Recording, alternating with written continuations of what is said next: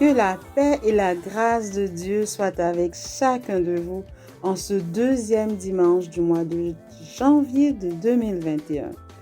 Toute l'équipe, encore une fois, vous souhaite les meilleurs vœux qui soient. Et surtout, une bonne santé physique, une bonne santé mentale, une bonne santé spirituelle. Savez-vous qu'il y a quelqu'un qui peut réaliser tous ces vœux? Oui! Il a déjà réalisé l'ultime vœu de bonheur de son Père depuis déjà plus de 2000 années. Bethesda, partagez cette bonne nouvelle. Restez branchés pour savoir de qui il s'agit. Bonne adoration à vous tous et bon dimanche.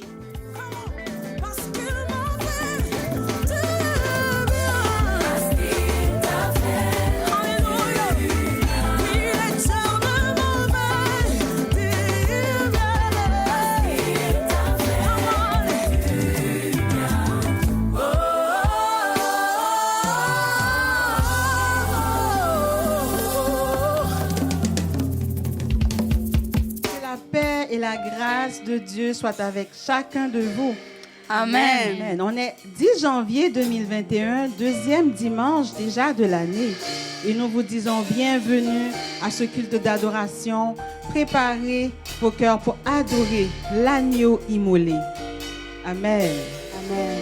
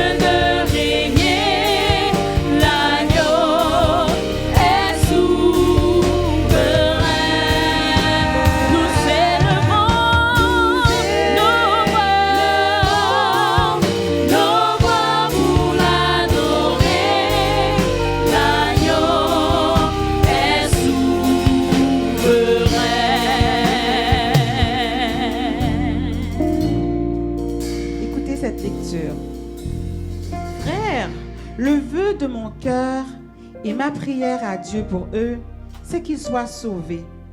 Je leur rends le témoignage qu'ils ont du zèle pour Dieu, mais sans intelligence, ne connaissant pas la justice de Dieu et cherchant à établir leur propre justice. Ils ne se sont pas soumis à la justice de Dieu. Car Christ est la fin de la loi pour la justice de tous ceux qui croient. En effet, Moïse définit ainsi la justice qui vient de la loi. L'homme qui mettra ces choses en pratique vivra par elles. Mais voici comment parle la justice qui vient de la foi. Ne dis pas en ton cœur, qui montera au ciel? C'est en faire descendre Christ. Ou qui descendra dans l'abîme? C'est faire remonter Christ d'entre les morts. Que dit-elle donc? La parole est près de toi, dans ta bouche et dans ton cœur. Or, c'est par la parole de la foi que nous prêchons. Si tu confesses de ta bouche le Seigneur Jésus, et si tu crois dans ton cœur que Dieu l'a ressuscité des morts, tu seras sauvé. Car c'est en croyant du cœur qu'on parvient à la justice, et c'est en confessant de la bouche qu'on parvient au salut, selon ce que dit l'Écriture. Quiconque croit en lui ne sera point confus. Il n'y a aucune différence, en effet, entre le juif et le grec, puisqu'ils ont tous un même Seigneur, qui est riche pour tous ceux qui l'invoquent. Car quiconque invoquera le nom du Seigneur sera sauvé. Comment donc invoqueront-ils celui en qui ils n'ont pas cru? Et comment croiront-ils en celui dont ils n'ont pas entendu parler? Et comment en entendront-ils parler s'il n'y a personne qui prêche? Et comment y aura des prédicateurs s'ils ne sont pas envoyés? Selon qu'il est écrit, qu'ils sont beaux, les pieds de ceux qui annoncent la paix, de ceux qui annoncent de bonnes nouvelles. Inclinons-nous pour prier. Seigneur, nous t'adorons ce matin, nous te glorifions. Toi, l'agneau immolé qui est sur ton trône, qui a donné sa vie pour le salut de chacun de nous. Nous voici à tes pieds, Seigneur, ce matin, non seulement pour t'adorer, mais pour proclamer ce salut, Père éternel. Car ce salut est disponible encore pour chacun de nous. Mais avant toute chose, nous voulons te glorifier, t'honorer, t'adorer, car tu es le seul vrai Dieu qui règne sur la terre, dans les cieux. Partout, Seigneur, tu remplis la terre, tu remplis l'univers. Tu es le souverain, tu es en contrôle de toutes choses. Et nous voici, Seigneur, faibles, petits pécheurs. Mais nous te disons merci, car un jour, tu nous avais rencontrés sur le chemin et tu nous avais sauvés de toi, foi saint. Et c'est ainsi que tu es encore prêt pour le faire, pour chacun de nous, pour tous ceux qui écoutent, qui, Seigneur fidèle, sont hésitants, Seigneur, pour faire ce choix ultime, ce choix vraiment déterminant pour leur vie, pour leur futur, pour leur avenir de toi, foi saint. Je te prie en cet instant de nous toucher, de nous rejoindre par ta présence, de nous convaincre de toi, Fils, par ton esprit de toi, foi saint, et de nous bénir de toi, foi saint. Je te prie, Seigneur, de toi, foi saint, de bénir chacun de nous, toi, foi saint, ici présent. Et tous les bien-aimés qui nous écoutent, tous les amis qui sont connectés, je te prie de les bénir de toi, foi saint. Prendre le plein contrôle de ce service. C'est la prière, Seigneur, que nous t'adressons. Pardonne nos péchés. Écoute, entends le cri de nos cœurs de toi, foi saint. Je t'adore, je te loue. Nous t'adorons, nous te louons, nous te glorifions, nous te proclamons. Et nous te disons toutes ces choses, non pas que nous sommes bons et dignes, mais c'est au nom et par les mérites de ton Fils Jésus, lui qui nous a appris à prier en ces termes. Notre Père qui es aux cieux, que ton nom soit sanctifié, que ton règne vienne, que ta volonté soit faite sur la terre comme au ciel. Donne-nous aujourd'hui notre pain quotidien. Pardonne nos péchés comme nous aussi nous pardonnons à ceux qui nous ont offensés. Et ne nous laisse pas succomber à la tentation, mais Seigneur, délivre-nous du mal, car c'est à toi qu'appartiennent le règne, la puissance et la gloire au siècle des siècles. Amen. Amen. Amen. Nous allons continuer à proclamer cette bonne nouvelle. Publiez bien haut la grande nouvelle du salut en Jésus-Christ.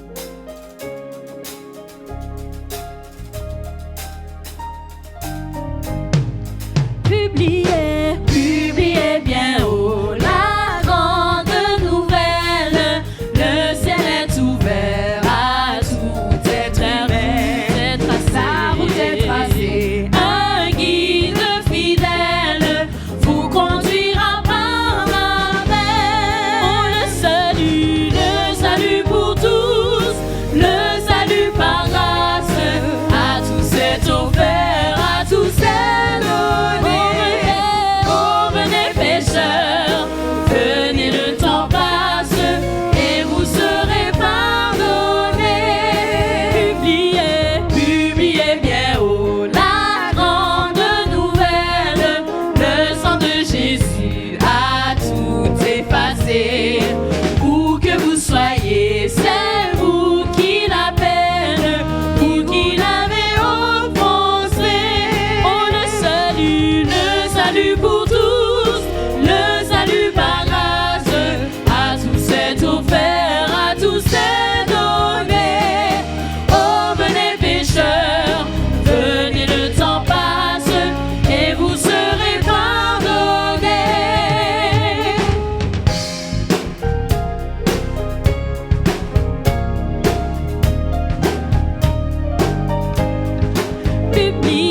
Publiez bien haut la grande nouvelle. Au loin comme au près, faites-la courir. Partout où se trouve une âme rebelle, un pécheur à secourir. Oh, le salut pour tous, le salut par grâce, à tous c'est offert, à tous c'est donné. Oh, venez pécheurs, venez, le temps passe et vous serez pardonnés.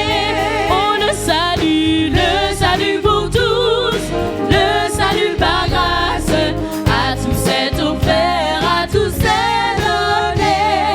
Oh, venez pécheurs, venez, le temps passe et vous serez pardonnés. Amen. Gloire à Dieu. Alors, nous allons faire cette lecture qui se trouve dans Acte 9, versets 1 à 20. Et cette lecture, c'est la conversion de Saul de Tarse. Et écoutez cette lecture. Si vous n'avez pas votre Bible, suivez avec nous. Et nous allons faire cette lecture pour la gloire de Dieu. Écoutez. Cependant, Saul, respirant encore la menace et le meurtre contre les disciples du Seigneur, se rendit chez le souverain sacrificateur et lui demanda des lettres pour les synagogues de Damas, afin que, s'il trouvait des partisans de la nouvelle doctrine, hommes ou femmes, il les amenât liés à Jérusalem. Comme il était en chemin et qu'il approchait de Damas, tout à coup, une lumière venant du ciel resplendit autour de lui. Il tomba par terre et il entendit une voix qui lui disait « Saul, Saul, pourquoi me persécutes-tu » Il répondit « Qui es-tu, Seigneur » Et le Seigneur lui dit « Je suis Jésus que tu persécutes. Il te serait dur de rinjamber contre les aiguillons. » Tremblant et saisi d'effroi, il dit « Seigneur, que veux-tu que je fasse » Et le Seigneur lui dit « Lève-toi, entre dans la ville, et on te dira ce que tu dois faire. » Les hommes qui l'accompagnaient demeurèrent stupéfaits. Ils entendaient bien la voix, mais ils ne voyaient personne. Paul se releva de terre et, quoique ses yeux fussent ouverts, il ne voyait rien. On le prit par la main et on le conduisit à Damas. Il resta 3 jours sans voir. Il ne mangea ni ne but. Or, il y avait à Damas un disciple nommé Ananias. Le Seigneur lui dit dans une vision, « Ananias !» Il répondit, « Me voici, Seigneur. » Et le Seigneur lui dit, « Lève-toi, va dans la rue qu'on appelle la droite et cherche dans la maison de Judas un homme nommé Saul de Tarse. Car il prie et il a vu en vision un homme du nom d'Ananias qui entrait et qui lui imposait les mains afin qu'il recouvrât la vue. Ananias répondit, « Seigneur, j'ai appris de plusieurs personnes tous les maux que cet homme a fait à tes saints dans Jérusalem. Et il a ici des pouvoirs de la part des principaux sacrificateurs pour lier tous ceux qui invoquent ton nom. Mais le Seigneur lui dit, va, car cet homme est un instrument que j'ai choisi pour porter mon nom devant les nations, devant les rois et devant les fils d'Israël. Et je lui montrerai tout ce qu'il doit souffrir pour mon nom. Ananias sortit et, lorsqu'il fut arrivé dans la maison, il imposa les mains à Saul en disant, « Saul, mon frère, le Seigneur Jésus, qui t'est apparu sur le chemin par lequel tu venais, m'a envoyé pour que tu recouvres la vue et que tu sois rempli du Saint-Esprit. » Au même instant, il tomba de ses yeux comme des écailles et il recouvra la vue. Il se leva et fut baptisé. Et, après qu'il eut pris de la nourriture, les forces lui revinrent. Saul resta quelques jours avec les disciples qui étaient à Damas et aussitôt, il prêcha dans les synagogues que Jésus est le Fils de Dieu. Parole du Seigneur. Amen. Alors, nous allons faire ensemble cette prière commune.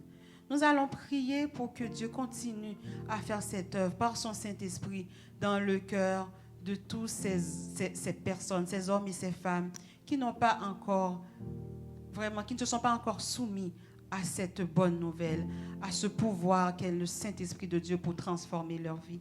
On va prier pour nos proches qui n'ont pas encore rencontré Dieu dans leur vie. On va demander à Dieu de les rencontrer sur le chemin, de faire le travail dans le cœur de chacun d'eux. Et nous aussi, nous devons continuer à obéir à l'appel du Seigneur qui est de partager, de témoigner le nom de Jésus qui est le Fils de Dieu. Prions et glorifions Dieu en même temps pour tous les sauver, pour tout ce travail qui se fait à travers le monde, quoique dans le confinement, quoique dans la pandémie, mais le Seigneur continue à sauver. Alors élevons nos voix et prions ensemble. Dieu, toi, foi saint, nous t'adorons ce matin, nous te glorifions, nous exaltons ton nom, Seigneur. Nous te disons merci pour ta puissance qui continue son œuvre dans le cœur de tes enfants, dans le cœur de ceux que tu choisis pour donner, Seigneur, pour accorder, Seigneur, ce grand salut. Merci, Seigneur fidèle, de continuer à sauver, Seigneur de toi, foi saint, de continuer à utiliser des hommes et des femmes comme des instruments puissants pour porter ton nom devant les nations. Merci, Seigneur, car maintenant, il n'y a ni grec ni juif, de toi, foi saint, où tu nous sauves par amour, tu nous sauves par grâce, tu nous sauves, Seigneur, car tu étais venu te donner pour cela. Je te loue, je t'adore, je te proclame, Seigneur, et je te prie, Seigneur, de continuer à toucher les cœurs par ta parole, de rejoindre, Seigneur, ceux qui sont encore rebelles, car, Seigneur fidèle, nous avons un salut en toi, nous avons une délivrance en toi du péché, et Seigneur, nous devons, toi, foi saint, nous soumettre, Seigneur fidèle, à cette grâce, Seigneur, que tu nous accordes par la foi. Bénis tes enfants, sauve de toi, foi saint, transforme, libère, restaure, Seigneur, tous ceux qui ont le cœur brisé, qui sont confus de toi, foi saint, je te prie de les rejoindre, d'étendre ta main, Seigneur, et de sauver de toi, foi saint. Nous croyons, Seigneur, que tu es encore capable de le faire, car tu as le pouvoir de le faire de toi, foi saint. Merci, Seigneur, d'entendre le cri de nos cœurs en cet instant et de nous bénir, de nous écouter de toi, foi saint, de nous répondre. Je te prie ainsi par les mérites de ton Fils Jésus, lui qui seul vit et règne au siècle des siècles. Amen, amen. Alors nous allons continuer à adorer le Seigneur. Nous allons proclamer que nous sommes sauvés par grâce dans le nom de Jésus. Amen. Amen. Donc je vous invite à vous mettre debout là où vous êtes à la maison. Nous allons chanter quelques petits chœurs ensemble. Donc allez chercher la famille. Je vous invite à taper des mains, bouger. Nous allons louer notre Sauveur. Par sa grâce, je suis sauvé. Par le moyen de la foi, car il paie à ma rédemption. Quand il mourut sur la croix, et désormais, je veux servir mon Sauveur.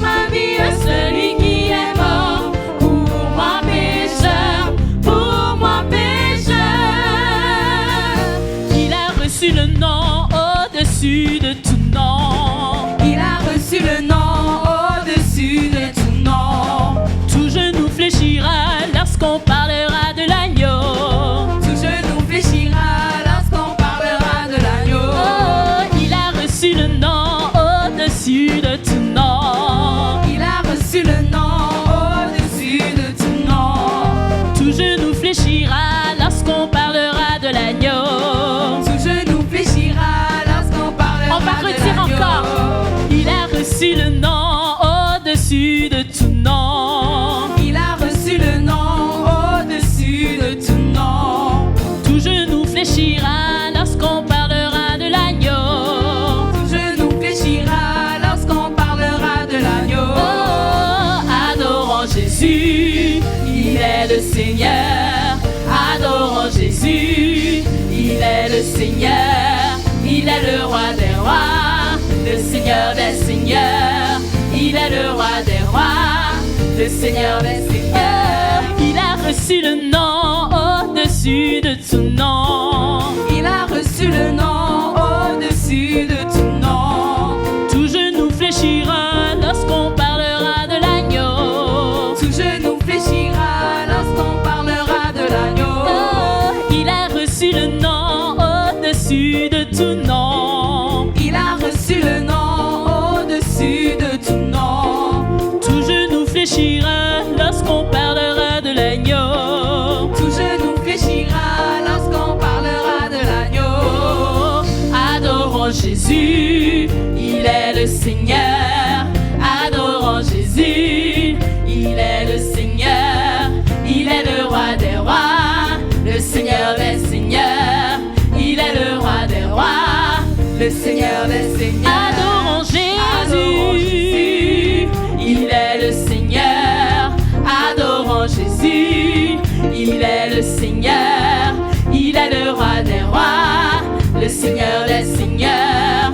Il est le roi des rois, le Seigneur des seigneurs. Le roi des rois, le Seigneur des seigneurs. Son nom est Jésus, Jésus, Jésus, Jésus.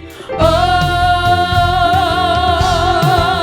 il est le roi, il est le roi, il est le roi des rois, le Seigneur des seigneurs. Son nom est Jésus, Jésus, Jésus, Jésus.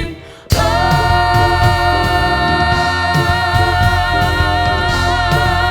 il est le roi, il est le roi, il est le roi des rois, le Seigneur des seigneurs. Son nom est Jésus, Jésus, Jésus, Jésus. Oh,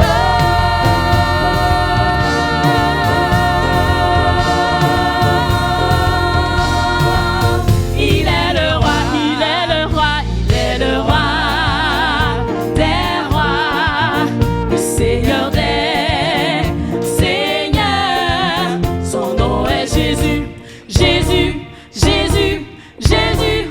Oh, Il est le roi.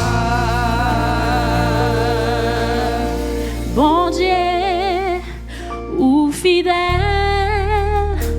ou pas, j'en parle. Non, n'importe ça vient, m'a fait faire confiance, et moins qu'on est roi. Dis bon Dieu, Bon Dieu, fidèle, fidèle. ou pas, j'en parle. Non, n'importe ça vient, m'a fait faire confiance, et moins qu'on est roi. Dis bon Dieu, fidèle, non, pas, j'en parle. J'en parle. Non, n'importe ça vient, m'a fait faire confiance, et moins qu'on est roi. Dis mon Dieu, fidèle, ou pas, j'en parle. Non, n'importe ça vient, m'a fait faire confiance, et moins qu'on est roi. Non, n'importe ça vient, m'a fait faire confiance, et moins qu'on est roi. Non, n'importe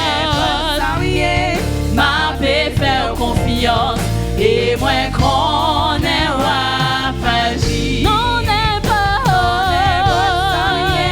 ma paix faire confiance et moi connais Wafaji. Non n'est pas ma paix faire confiance et moi connais Wafaji. Si mon Dieu, ou fidèle ou pas, j'en parle là.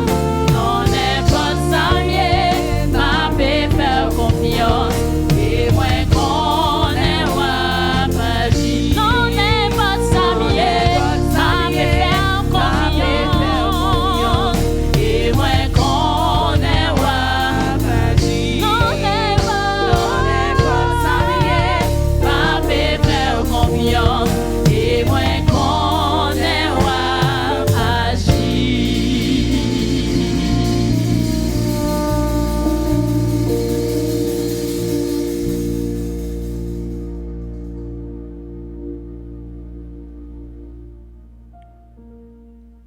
Je lève les yeux vers toi qui sièges dans les cieux. Voici, comme les yeux des serviteurs sont fixés sur la main de leur maître, et les yeux de la servante sur la main de sa maîtresse, ainsi nos yeux se tournent vers l'Éternel, notre Dieu, jusqu'à ce qu'il ait pitié de nous. Aie pitié de nous, Éternel, aie pitié de nous, car nous sommes assez rassasiés. Notre âme est assez rassasiée des moqueries des orgueilleux, du mépris des hautains. Parce que quand on tourne vers toi, Éternel, notre Dieu, nos regards, on est rayonnant de joie et nos visages ne se couvrent pas de honte.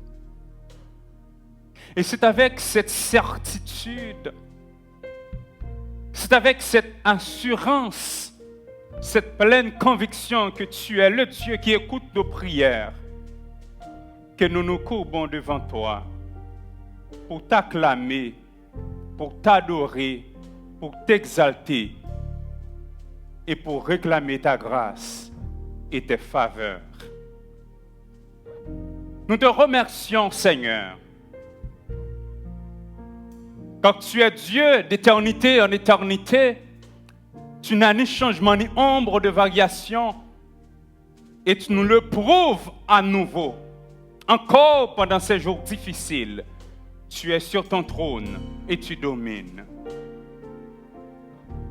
Nous t'adorons, toi qui nous accordes encore une autre opportunité en ce dimanche matin de t'adorer. Merci pour les jours passés. Oui, c'est par ta grâce que nous voyons ce deuxième dimanche de l'année 2021. Seigneur, merci parce que tu nous accordes encore le souffle de vie. Ce ne sont pas les morts qui célèbrent l'Éternel, ni non plus ceux qui descendent dans les lieux du silence. Tu nous accordes le privilège de t'adorer encore et nous crions Alléluia. À toi seul, notre Dieu, soit gloire, louange et adoration. Merci pour tes enfants. Tu nous as ouvert encore une petite fenêtre pour pouvoir t'adorer. Et de tout cœur, nous te disons merci pour Bethesda. Merci pour les ouvriers qui œuvrent dans ton champ pour apporter au monde entier ce service. Et nous prions, Seigneur Dieu, que tu nous bénisses, que tu rejoignes chaque bien-aimé dans leur foyer en ce moment, ceux qui sont au travail. Malgré un couvre-feu, malgré le confinement, nous pouvons encore t'adorer. Nous prions que tu nous touches, nous prions que tu nous bénisses. Il y a des familles qui attendent après toi. Seigneur, nous prions que tu interviennes. Car il y en a, c'est la première fois qu'ils passeront cette année, qu'ils débutent l'année 2021 avec le monsieur d'un côté et la madame d'un autre côté. Seigneur, nous prions que tu fasses grâce. Que toi-même tu interviennes dans ces familles déchirées pour apporter la consolation, la paix. Nous prions, Seigneur Dieu, pour nos jeunes qui ont besoin de toi dans ces temps difficiles, qui attendent après une révélation pour pouvoir avancer sur le chemin. Encourage-les. Une année de plus, mais d'autres jeunes attendent après toi. Seigneur, comme tu avais envoyé le corbeau à Élie dans le désert, les jeunes célibataires qui attendent après toi, fais ton intervention. Mets ta paix dans leur cœur. Et Seigneur, fais provision à tous égards. Nous prions pour nos enfants qui grandissent. Fais qu'ils grandissent en stature, en grâce et en sagesse devant Dieu et devant les hommes. En magasinant de bonnes choses, en rejetant tout ce qui est mauvais. Et bénis-les en abondance. Nous prions pour nos personnes âgées. Dans ces temps difficiles, il y en a qui n'ont même pas l'opportunité de recevoir des visites.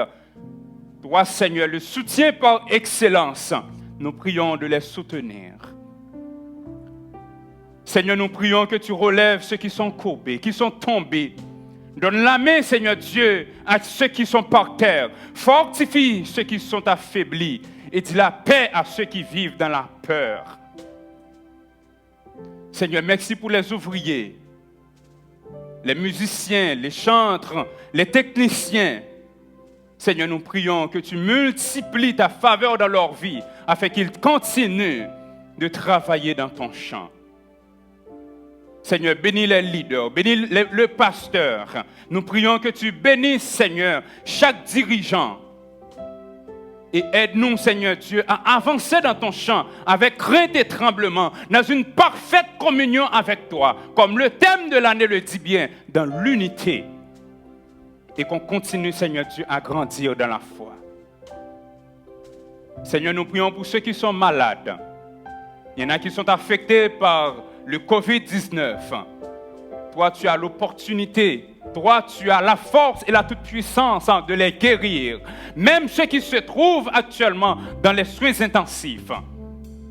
Fais ton intervention. Seigneur, merci encore pour chaque opportunité que tu nous donnes de nous approcher devant le trône de la grâce. En ce dimanche d'évangélisation, touche des cœurs, sauve, Père Saint, là où nous ne pouvons pas aller. Fais, Seigneur Dieu, ton œuvre et sauve encore, parce que tu continues de sauver par le moyen du sang versé de ton Fils Jésus-Christ. Merci, Seigneur, pour ceux qui ont contribué en donnant leur dîme, leur offrande. Nous prions, Seigneur, que tu continues de les bénir.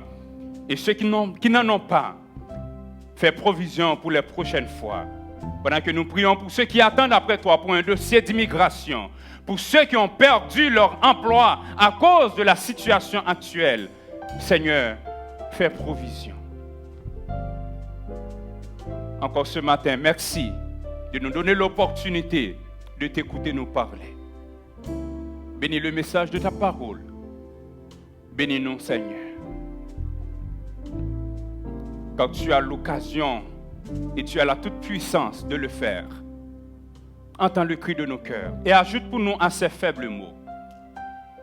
C'est dans le précieux nom de Jésus-Christ que nous t'en prions ainsi, lui qui vit et règne au siècle des siècles. Amen.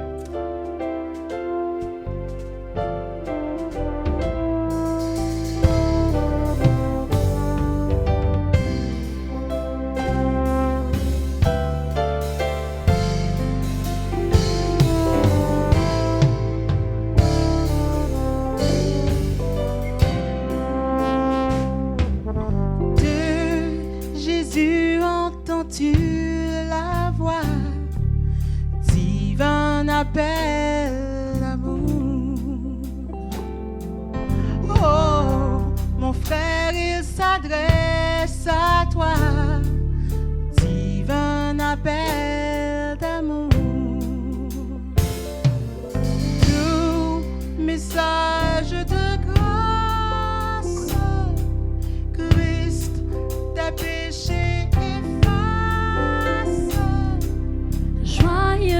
appel, divin appel, divin appel d'amour. Joyeux appel, divin appel, divin appel d'amour. Il t'appelle encore. Il t'appelle encore au pécheur. Divin, Divin appel d'amour. viens mon fils, Viens mon fils, viens à ton sauveur. Divin appel d'amour. Son amour te réclame. Il veut guérir ton âme. Joyeux appel, divin appel, divin appel d'amour. joyeux appel, Joyeux appel, divin appel, divin appel d'amour.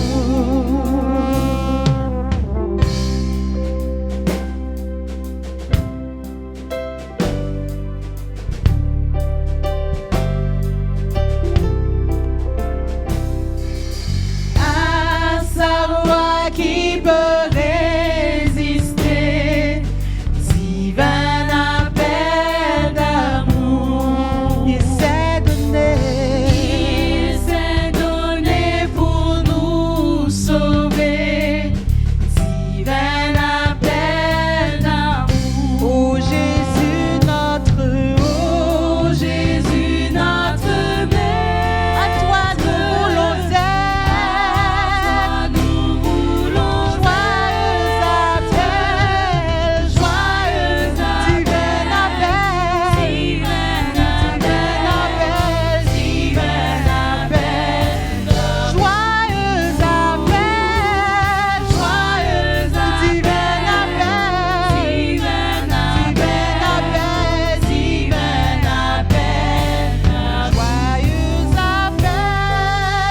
joyeux appel, divin appel, divin appel d'amour. Joyeux appel, divin appel, divin appel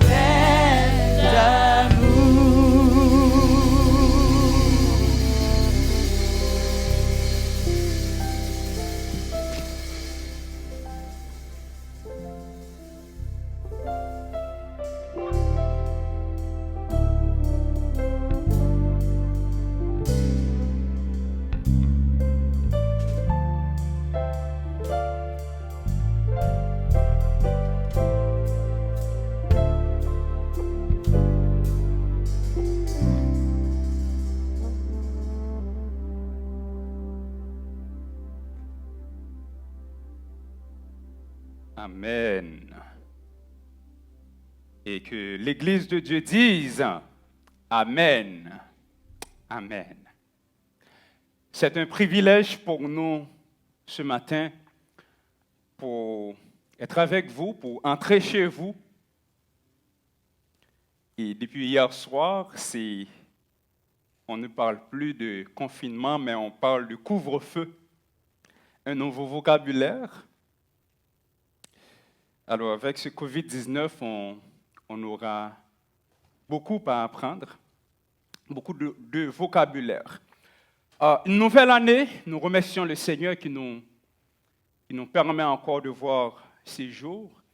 Et en mon nom personnel, au nom de ma famille, mon épouse Esther, nos 2 enfants, Afia et Zachary, et au nom des départements de mission et de l'évangélisation, au nom des dirigeants de l'Église, du pasteur, des leaders, nous présentons nos vœux les meilleurs pour cette année 2021 et mes prières pour vous, mes bien-aimés, c'est que Dieu lui-même vous accorde santé, joie, paix et bonheur, de la persévérance, mais surtout d'être plus proche de lui et tous les jours.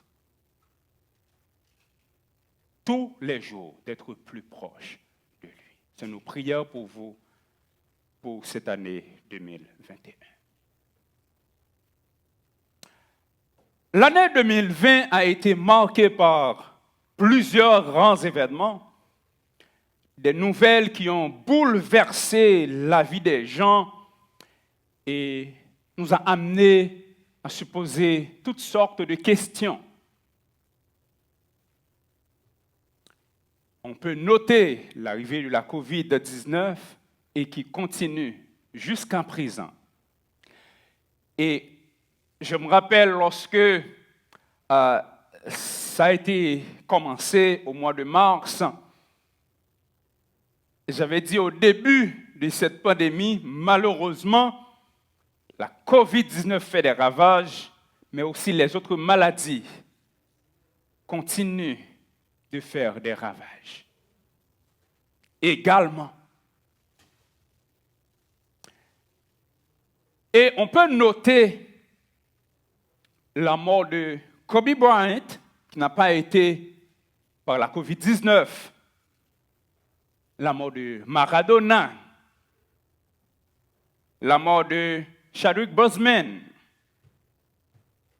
Cependant, le 25 mai 2020, un homme totalement inconnu du showbiz, inconnu du monde des affaires, inconnu du monde des artistes, inconnu du monde sportif. Pourtant, par sa mort, de manière brutale et scrupuleuse, il allait devenir un symbole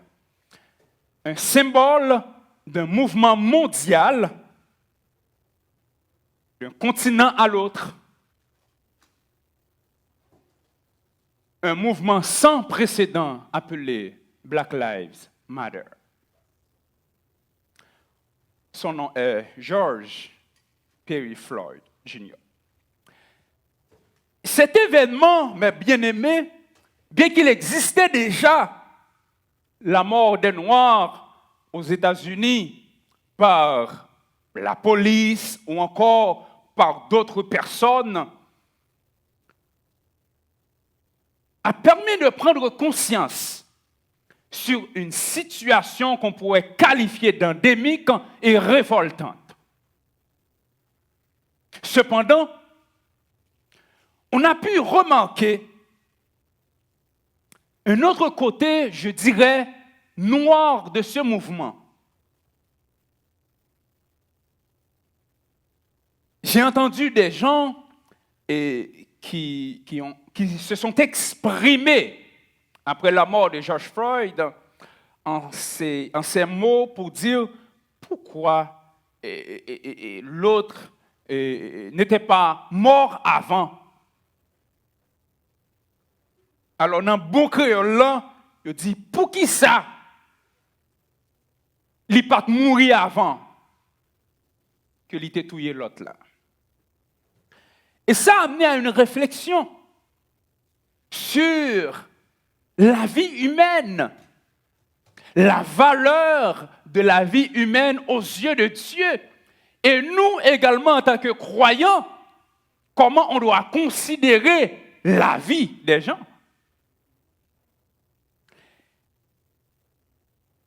Et ne pourrait-on pas dire également Black Lives Matter, White Lives Matter, Yellow, Red Lives Matter, etc. Il faut dire, je ne suis pas en train de critiquer le bien fondé de ce mouvement.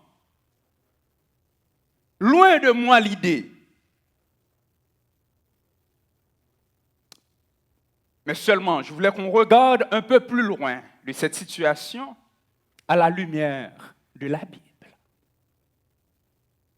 Un Dieu qui prend soin de ses enfants, qui a ses yeux rivés sur le monde entier, comment lui, il voit nos vies.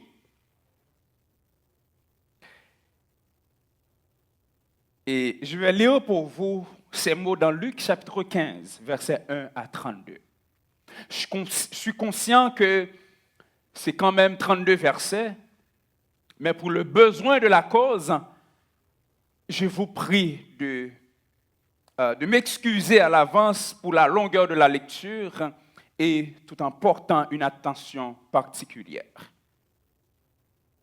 Luc chapitre 15, les versets 1 à 32. Tous les publicains et les gens de mauvaise vie s'approchaient de Jésus pour l'entendre. Et les pharisiens et les scribes murmuraient, disant, « Cet homme accueille des gens de mauvaise vie et mange avec eux. » Mais il leur dit cette parabole. « Quel homme d'entre vous, s'il a 100 brebis et qu'il en perde une, ne laisse les 99 autres dans le désert pour aller après celle qui est perdue jusqu'à ce qu'il la trouve. Et lorsqu'il l'a retrouvée, il la met avec joie sur ses épaules. Et de retour à la maison, il appelle ses amis et ses voisins et leur dit, « Réjouissez-vous avec moi, car j'ai retrouvé ma brebis qui était perdue. » De même, je vous le dis, il y aura plus de joie dans le ciel pour un seul pécheur qui se répand que pour 99 justes qui n'ont pas besoin de repentance.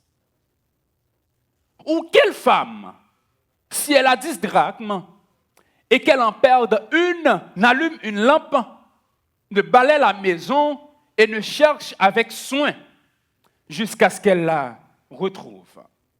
Lorsqu'elle l'a retrouvée, elle appelle ses amis et ses voisines et dit, « Réjouissez-vous avec moi, car j'ai retrouvé la drachme que j'avais perdue. » De même, je vous le dis, il y a de la joie devant les anges de Dieu pour un seul pécheur qui se repent.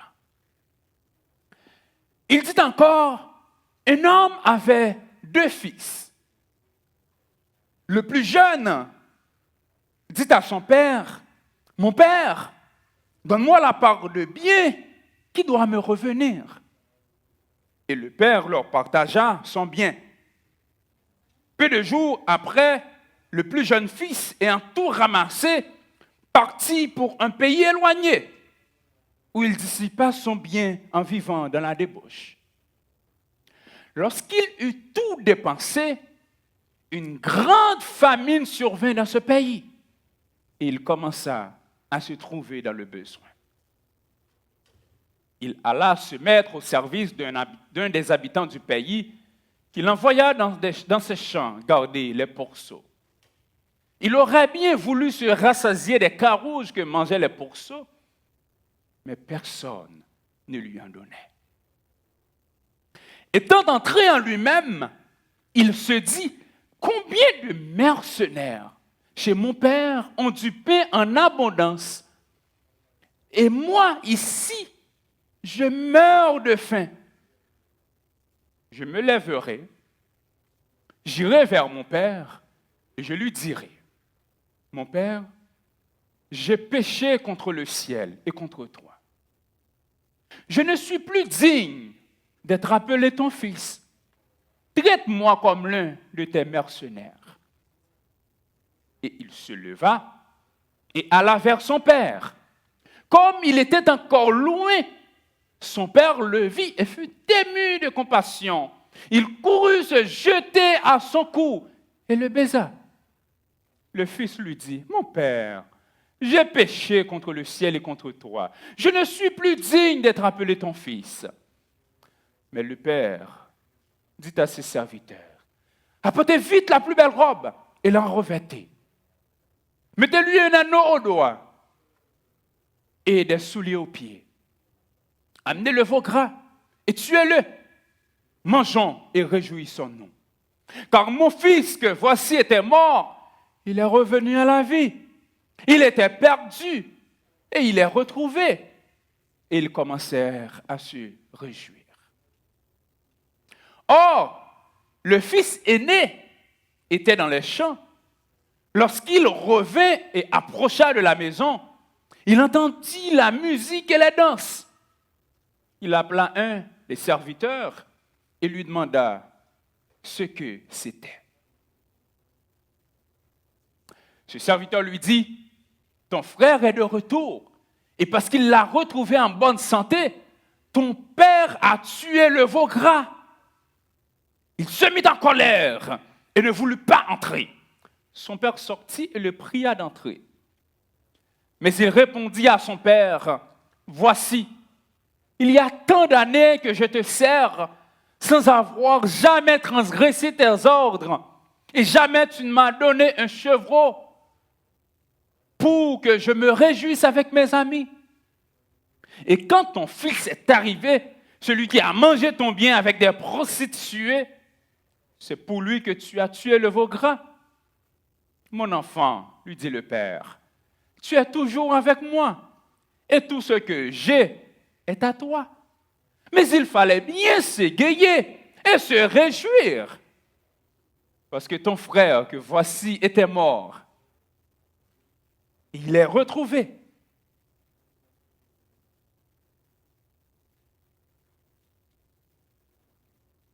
Il est revenu à la vie parce qu'il était perdu et qu'il est retrouvé. Parole du Seigneur. Contexte de ces mots qu'on vient de lire, mes bien-aimés, on est au cœur du ministère de Jésus-Christ dans la Judée, car on nous rapporte que le livre de Luc, qui traite la vie de Jésus comme étant l'homme, la première partie est consacrée à sa naissance jusqu'au chapitre 9 de son ministère également. Et la troisième partie qui est consacrée à sa mort et à sa résurrection. Donc la deuxième partie qui est consacrée à son ministère, dont nous trouvons ces mots, est constitué, est en fait le sommet des paraboles ou encore des instructions, des enseignements de Jésus-Christ. Et le verset premier donne un début du contexte des trois paraboles du chapitre 15. Donc d'un côté, on se trouve au sommet de son ministère avec des enseignements passés depuis le chapitre 10 jusqu'au chapitre 14 et par la suite du chapitre 16 jusqu'au chapitre 24 jusqu'au chapitre 24 à continuer, on a des enseignements et on va remarquer que Jésus est en train de donner des enseignements de manière spécifique en ce qui a trait au royaume de Dieu. Et voilà donc le contexte. Tous les publicains et les gens de mauvaise vie s'approchaient de Jésus pour l'entendre. Et parce que c'était son travail,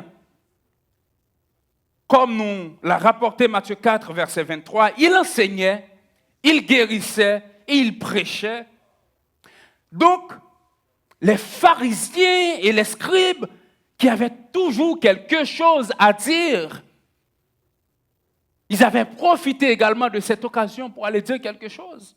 Car nous lisons dans Luc chapitre 7, verset 33, à propos de ces pharisiens qui avaient toujours quelque chose à dire, Jésus-Christ disait, car Jean-Baptiste est venu, ne mangeant pas de pain et ne buvant pas de vin, et vous dites, il a un démon. Pourtant, le Fils de l'homme est venu mangeant et buvant, et vous dites, c'est un mangeur et un buveur, un ami des publicains et des gens de mauvaise vie. Et qu'est-ce qu'il faisait? Il murmurait, disant, cet homme accueille des gens de mauvaise vie et ils mangent avec eux. C'était leur critique, juste pour vous rappeler qu'importe la décision que vous prenez dans votre vie, il y a des gens qui vont toujours parler. Et c'est la raison pour laquelle je vous encourage à servir Dieu avec fidélité de tout votre cœur. Parce que qu'importe la décision que vous prenez, il y aura des gens quand même qui trouveront quelque chose à dire. Et les 3 paraboles, mes bien-aimés, ne représentaient à ce moment aucune difficulté pour ces auditoires. Quand on parle d'un berger avec ses moutons, quand on parle également d'une femme qui a perdu un drachme, et puis on va remarquer c'est l'équivalent d'un salaire journalier, d'une journée de salaire d'un ouvrier. Et également quand on parle d'un père et ses fils, donc personne ne peut être laissé indifférente devant l'explication encore, devant et la portée des significations de ces paraboles. Il en est de même pour nous aujourd'hui, donc ces instructions qui nous ont été laissées. Alors, Jésus voulait dire à son auditoire et particulièrement aux scribes et aux pharisiens qui l'écoutaient, écoutez ça bien, et c'est le titre de mon message, chaque vie compte pour le Seigneur. Chaque vie compte pour le ciel. Et il a si bien dit, l'apôtre Paul l'a répété, le Seigneur ne tarde pas de l'accomplissement de la promesse, comme quelques-uns le croient, mais il use de patience envers vous, ne voulant pas qu'aucun périsse, mais voulant que tous arrivent à la vie éternelle. Donc chaque vie compte pour le Seigneur. Et voilà donc la raison des 3 paraboles. Et la première parabole que nous trouvons dans les versets 4 au verset 7, nous rapporte un berger qui a été à la recherche d'une brebis perdue. Une brebis perdue, mais retrouvée, et produit de la joie. Il faut comprendre, les brebis, une fois égarées, étaient exposées à toutes sortes de dangers. Premièrement, aux bêtes féroces et également dans les bois. Selon leur position, par exemple, s'ils se trouvaient sur le dos, ils pouvaient, dans quelques minutes ou encore seulement quelques heures, ces brebis pouvaient être mortes, dépendamment de la température. Et compte tenu de la fragilité de cet animal, têtu et de comportement stupide à la fois, il était d'ordre urgent. À chaque fois qu'une disparition est survenue, il fallait à tout prix, et le plus rapide que possible, qu'on retrouve cette brebis. Notez bien, en demandant aux scribes et aux pharisiens de se mettre à la place d'un berger, c'était scandaleux. C'était une forme de mépris pour ces pharisiens. Car ils considéraient que les bergers qui travaillaient 7 jours sur 7, ils violaient le sabbat parce qu'ils n'avaient pas le temps pour se reposer, pour honorer le sabbat. Donc ils étaient considérés comme impurs. Donc, automatiquement, Jésus voulait aussi casser leur orgueil, car pour eux, un berger, c'est de la basse classe, un vaurien, car leur position ne leur permettait pas d'être berger. Étant docteurs de la loi, ils s'attachaient plus à leur titre, à leur position, qu'au service qu'ils offraient à leur Dieu. Alors que, Pendant qu'il ne voulait pas se mettre à la place d'un berger, nous lisons, David nous rapporte dans le psaume 23, l'Éternel est mon berger. Donc, dès à présent, vous pouvez comprendre la portée de cette parabole, non seulement qui essaie de montrer Dieu en tant qu'un père qui tient compte de la vie de ses enfants, comparativement à ces gens qui crient au meurtre parce que Jésus-Christ mange avec les publicains et les gens de mauvaise vie. Cependant, il devrait quand même reconnaître l'effort de ce dernier qui a ramené sa brebis perdue au péril de sa vie, dans la noirceur et dans les chemins périlleux. Et c'est pourquoi il appelle ses amis pour fêter avec lui. Jésus-Christ va conclure cette première parabole.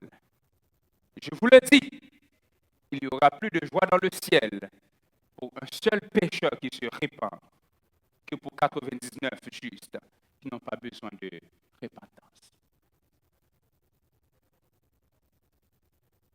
Et comme si ce n'était pas suffisant, il enchaîne avec la deuxième parabole, une pièce de monnaie perdue, retrouvée. Les versets 8 à 10.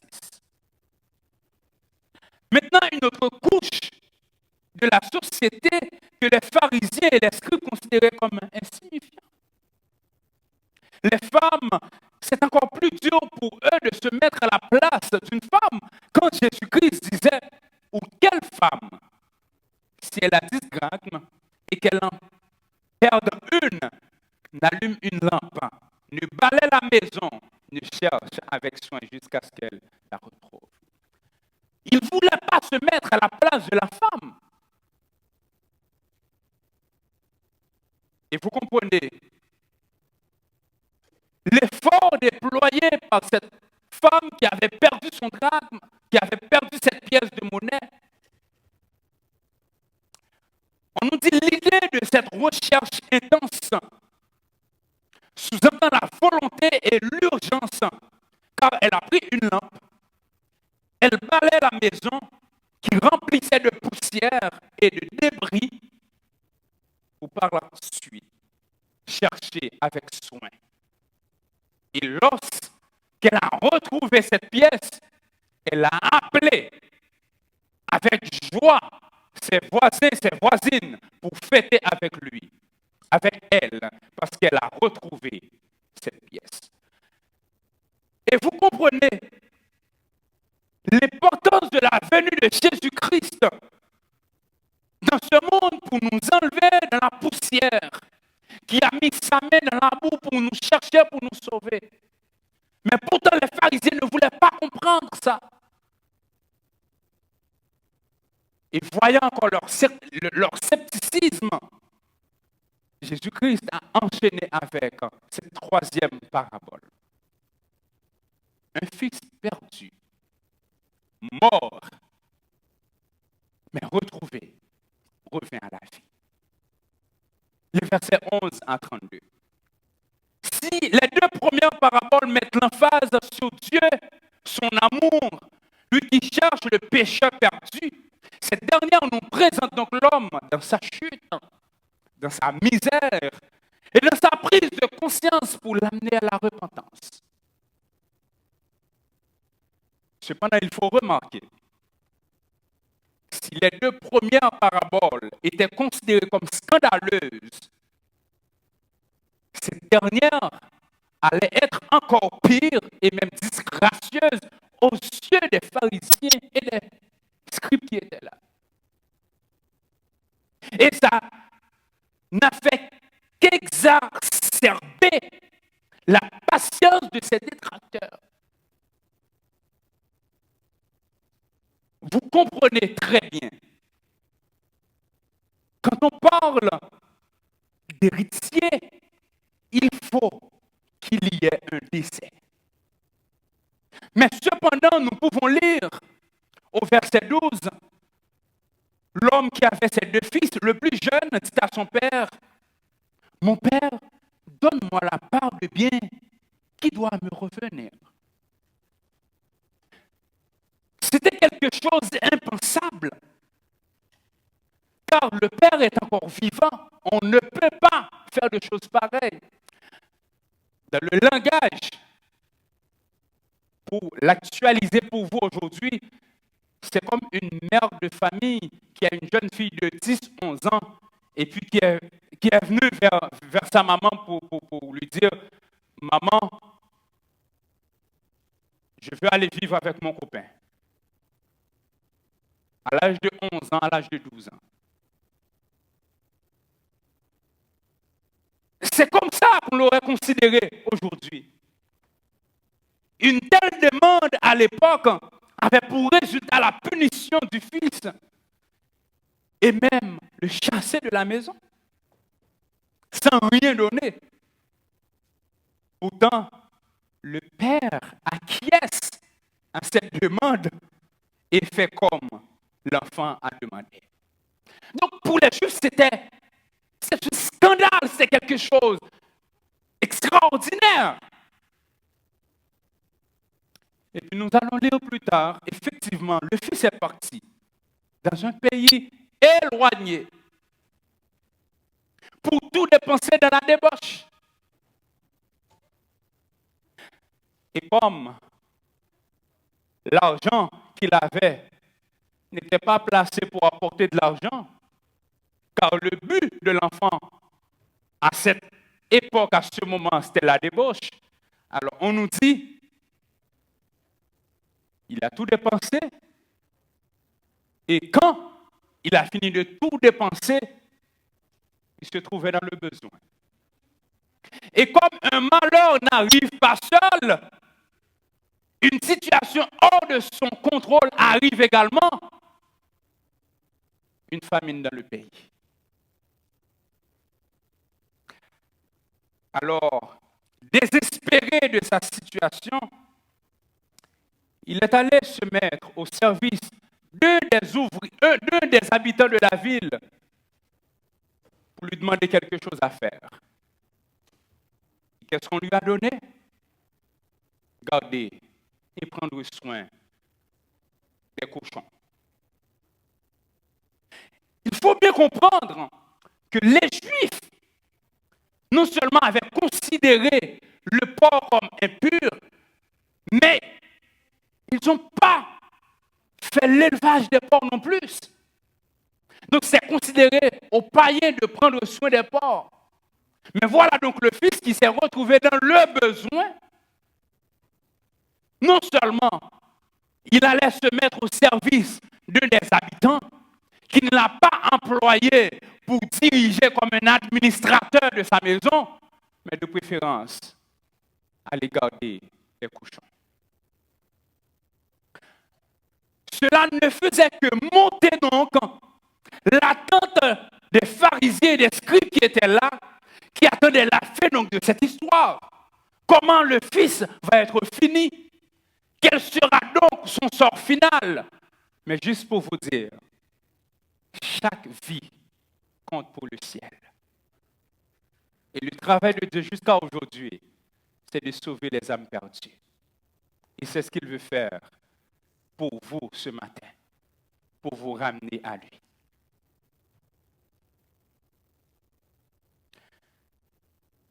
Il aurait bien voulu se rassasier des carouges que mangeaient les pourceaux. Mais personne ne lui en donnait. Et à ce moment-là, il dit, mais non. Non. Les mercenaires qui vivent chez mon père sont mieux traités que moi. Non, je ne peux pas. Je ne peux pas rester dans cette situation. Je pourrais vous poser cette question tout de suite. Est-ce que vous êtes à l'aise dans la situation que vous vivez présentement? Et si vous ne l'êtes pas, qu'est-ce que vous faites encore là-dedans? Regardez donc, qu'est-ce que le Fils a compris et a pris comme décision.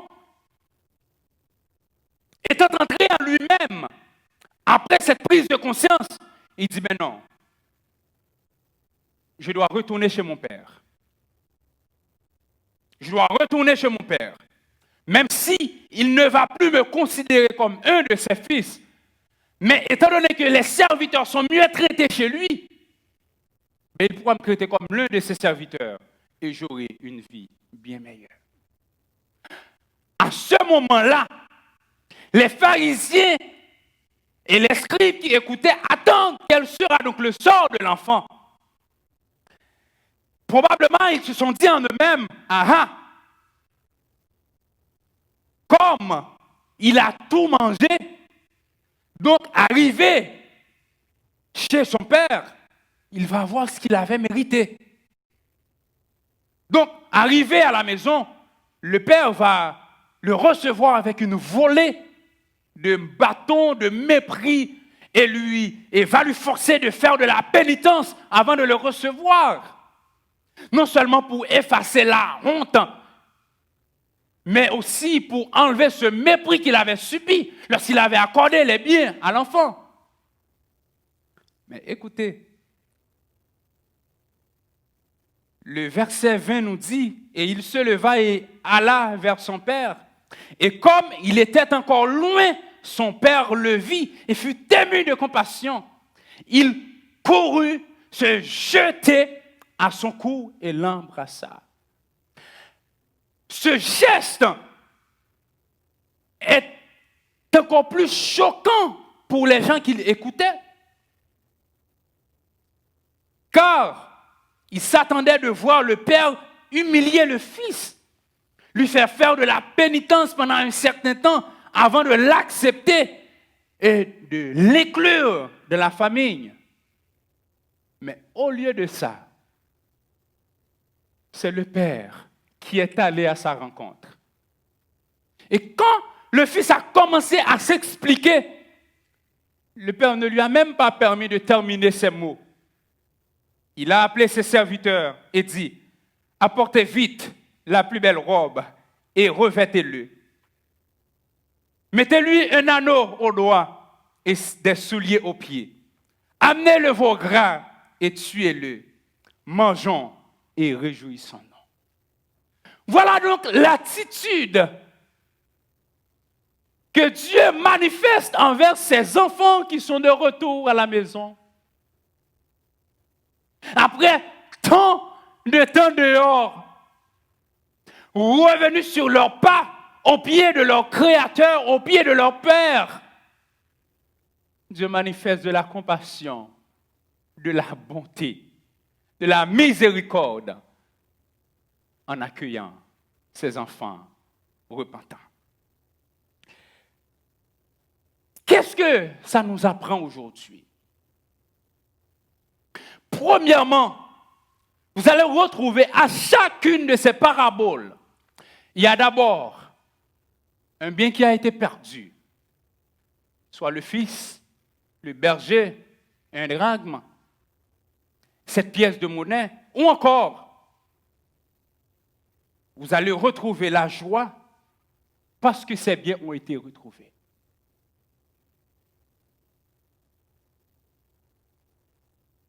Donc, premièrement, perdu, retrouvé, et la joie qui s'ensuit. Mais cependant, remarquez donc, quand je vous ai dit dès le départ que chaque vie compte aux yeux de Dieu, c'est pour réaliser à quel niveau que c'est pas parce que Dieu dit j'ai 99 moutons qui n'ont pas besoin d'être repentis, qui sont bien gardés, que je dois oublier l'autre. Vous allez remarquer donc le niveau que ça monte. D'abord, 1 sur 100. 1 sur 100. Mais le maître, il tient compte de chaque vie. Et plus tard, quand on va voir 1 de 10, on parle de 1 centième et on descend à 1 dixième. Là encore, il ne s'était pas contenté pour dire, ben, j'en ai 9 autres. Je vais laisser l'autre qui est perdu.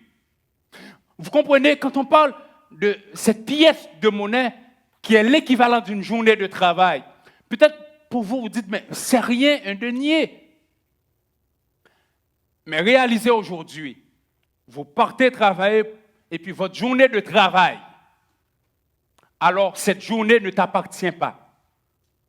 Sur 10, comment vous auriez pris ça? Et c'est ça, le maître veut davantage montrer l'importance et a amené 1 sur 2. Il avait 2 fils et l'un était perdu, mort. Il est retrouvé, il est revenu à la vie. Ça a provoqué la joie dans la maison du Père. Une brebis stupide et têtue, une pièce de monnaie inerte et sans sens, un fils débauché et sans vergogne.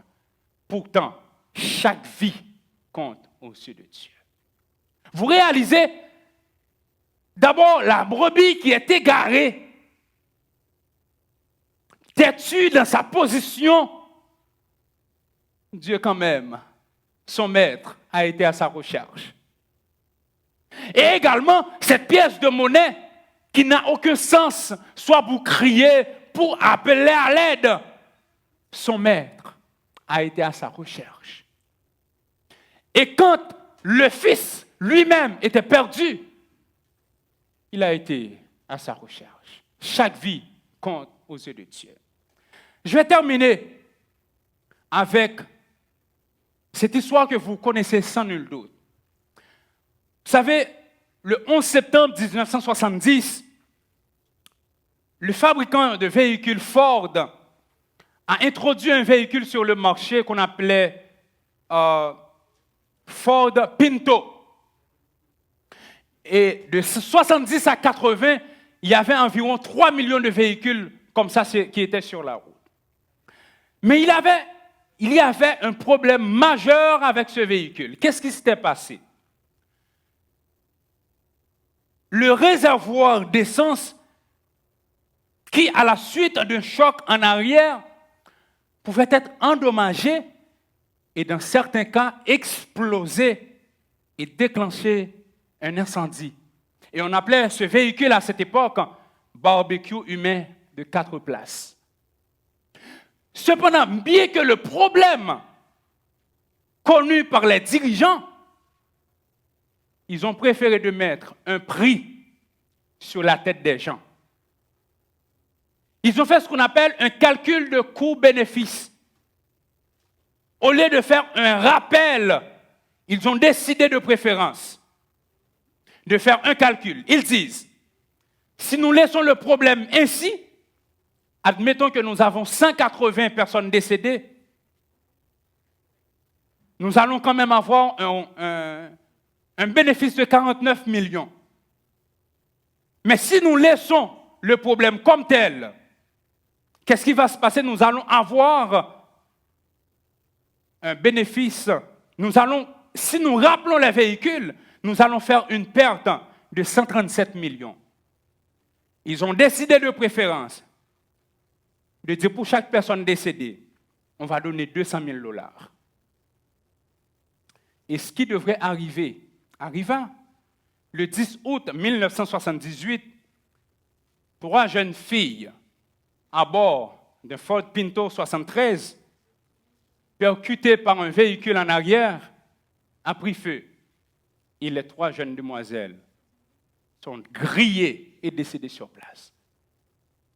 Les dirigeants voulaient de préférence mettre un prix sur la tête de chaque personne décédée. Et voilà pourquoi je vous dis ce matin, chaque vie compte aux yeux de Dieu. Tu as ta place auprès de ton Créateur. Lui qui t'a créé, il t'attend. Qu'est-ce que tu fais encore? Tu as passé 2020 loin de la présence de Dieu. Est-ce que tu es prêt encore à passer 2021 dans la même situation, dans la même position? Et vous allez voir que Dieu ne ménage aucun effort pour le salut de sa création. Car pour lui, chaque vie compte. Et même, je pourrais vous dire, il y a un veau gras qui vous attend. Il y a de la peine en ce moment. Est-ce que vous voulez rendre la maison de Dieu joyeuse à cause de votre retour? Et j'aimerais vous dire, en terminant, pour combien de temps vous voulez laisser encore cette peine dans la maison de Dieu? On veut que la joie s'installe. Voilà pourquoi qu'on vous dit, venez à lui, pécheurs repentants. Ses bras sont bien ouverts et il vous attend pour votre salut. Il vous attend. Il vous attend pour votre salut. Et c'est cet appel que je vous ai fait ce matin pour vous dire que votre maître veut vous voir et il vous appelle comme ce fils perdu pour revenir à la vie éternelle. Que le Seigneur vous bénisse. Comment nous font pour la prière? Éternel, notre Seigneur, nous te remercions. En ce deuxième dimanche du mois et de l'année, tu nous places encore devant cette réalité. Pour ceux qui sont loin de toi, tu leur demandes de se rapprocher. Pour débuter l'année sur de bons pieds. Et tu fais appel aussi à ceux qui vivent depuis longtemps en entendant parler de toi, mais qui restent encore là dans leur situation. Merci parce que tu ouvres tes bras et tu les attends. Nous te remercions pour ta bonté, renouvelée matin après matin, qui les accorde grâce, vie, la santé et qui leur parle encore. Fais grâce, touche des cœurs, sauve des vies, car toi seul as ce pouvoir de le faire. Et chacun de tes enfants qui garde cette marche avec toi, nous te prions de les encourager et de les bénir. Merci encore pour ta parole. Bénis-nous, bénis les jours qui sont devant nous.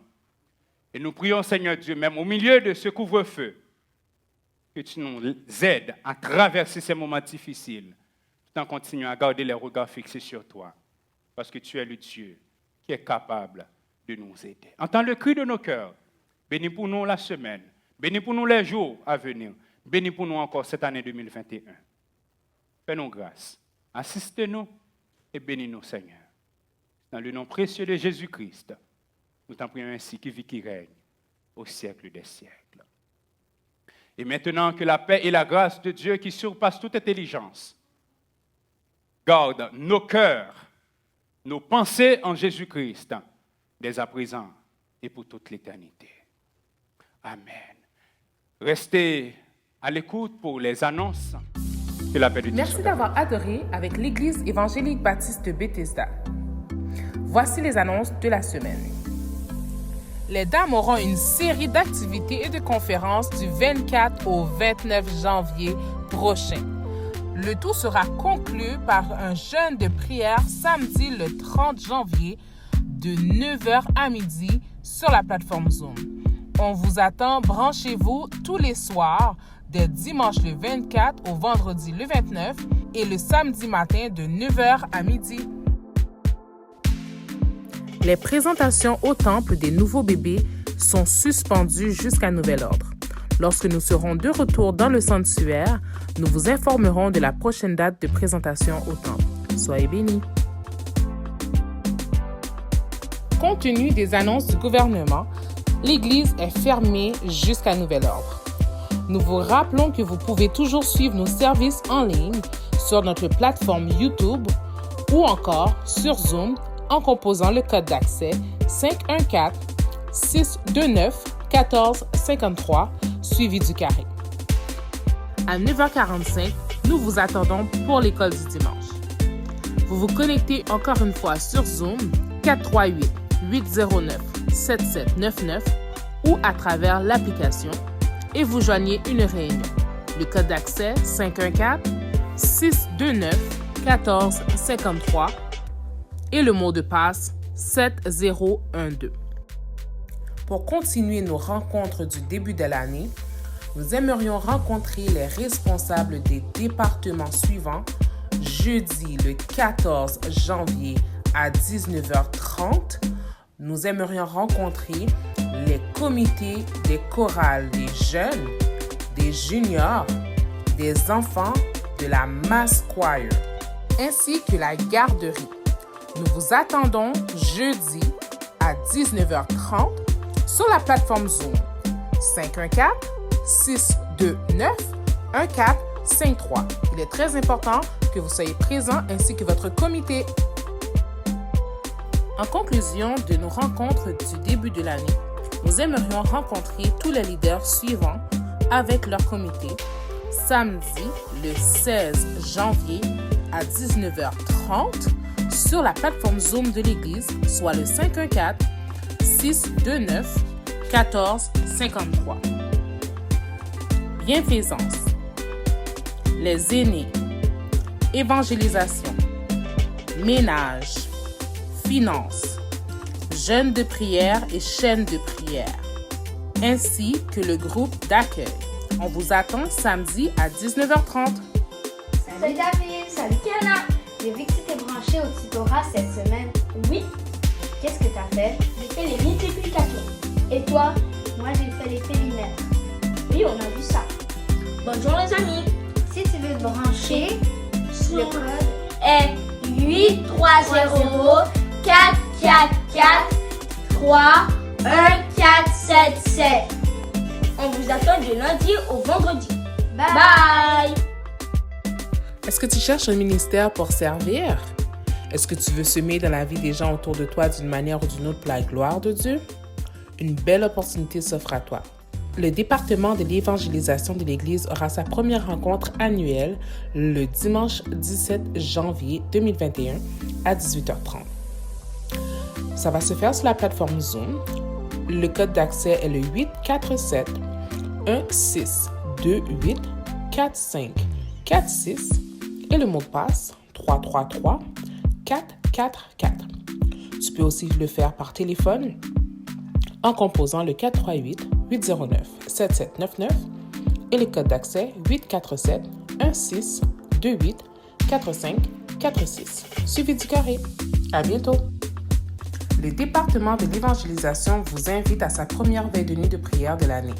Ce sera le vendredi 15 janvier 2021 après les services de 23h à minuit et quart.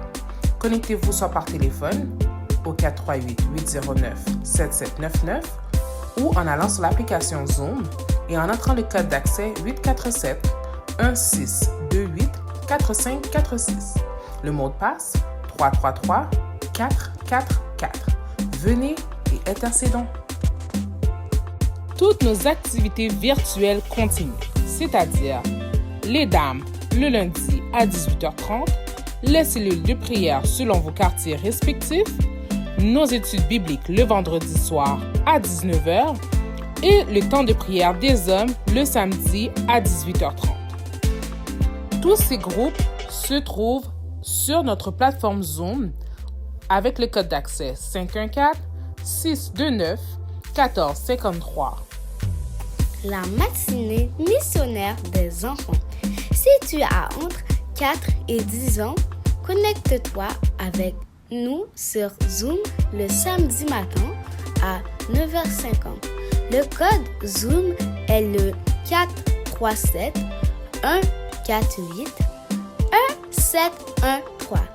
et le mot de passe est 70121. On t'attend! Nous vous encourageons à continuer à honorer Dieu dans vos finances en semant dans le ministère de votre église locale, l'église Bethesda. Vous pouvez le faire par virement bancaire à l'adresse courriel dons@églisebethesda.ca.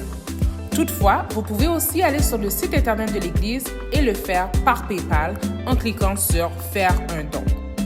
Vous avez aussi l'opportunité de le faire par chèque à notre casier postal, Église Bethesda, case postale 144, succursale Saint-Michel, Montréal, Québec, H2A 3L9. Vous avez aussi quelques DAC qui sont disponibles pour vous aider dans votre secteur résidentiel. Donc, pour le secteur de Montréal-Nord, Pointe-aux-Trembles, Rivière-des-Prairies, voyez Frère Abélard ou Sœur Nice. Pour Saint-Léonard, Anjou, La Salle, Dollard-des-Ormeaux et toute la rive sud, le frère Luxet ou la sœur Marquise. Montréal-Centre, Villeray, Saint-Michel, Ahuntsic et Verdun, voyez le frère Rousseau ou la sœur Carole. Pour Laval, toute la rive nord ainsi que Repentigny, voyez le frère Sorel ou la sœur Edeline. Ceci complète nos annonces de la semaine. Passez une très bonne semaine et que Dieu vous bénisse.